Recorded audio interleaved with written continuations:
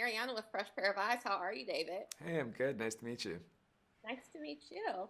So you worked on Schitt's Creek, which was based in a small town, and the Big Door Prize is also based in a small town. What do you like about working on shows based in small towns and that kind of storytelling? I like the fact that in small towns everyone thinks they know each other, so you're starting from this place of closeness and intimacy. But in the Big Door Prize, I really want to explore what are the things that people don't know about each other. What are the complexities beneath the surface? So it's a great starting place because there's a kind of bubble around this small town. We're never telling stories that happen outside of this small town.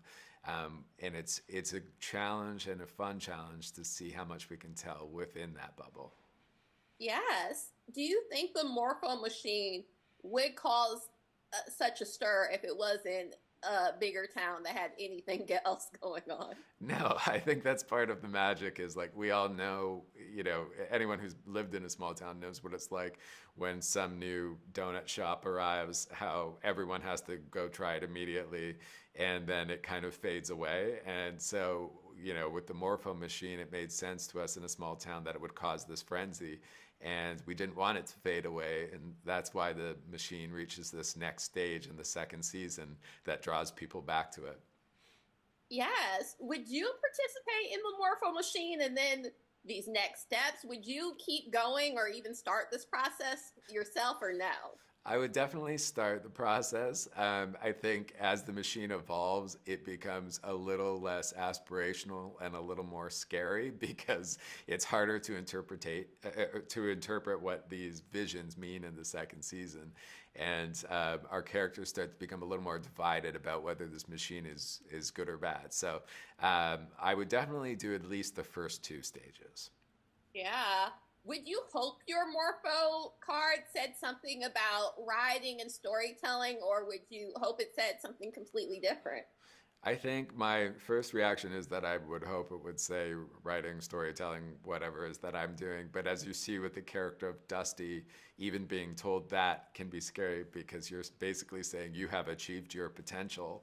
And a part of life is feeling like there's always somewhere to go, somewhere to grow. So uh, I don't know what the best answer would be. Yes. Speaking of Dusty and Cass, I feel like before the Morpho Machine, they were pretty happy.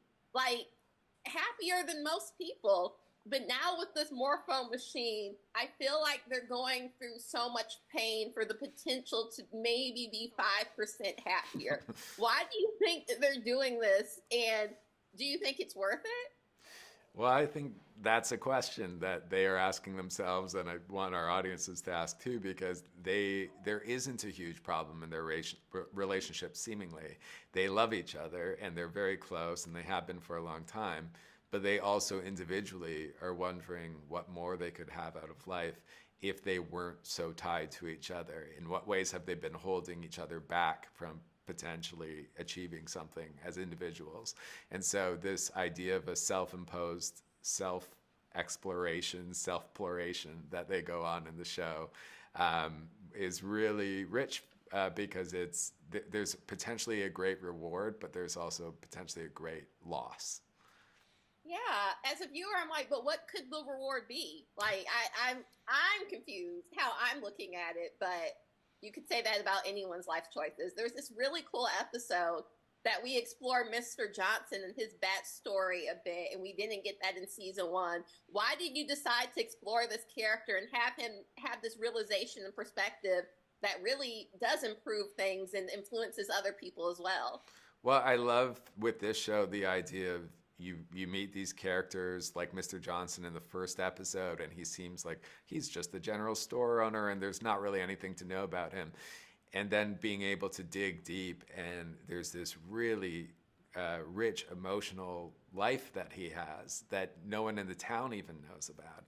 And that episode is exploring the idea of what would it mean to achieve some sort of peace with where you are and to deal with the past and how could the machine help Mr. Johnson deal with the past. Yeah, I really like that episode, even on a personal level. I'm like, oh, I get it. So I appreciate that. Thank you so much for taking the time to talk to me. Congrats on this season and looking forward to other seasons and other projects. Thank you very much.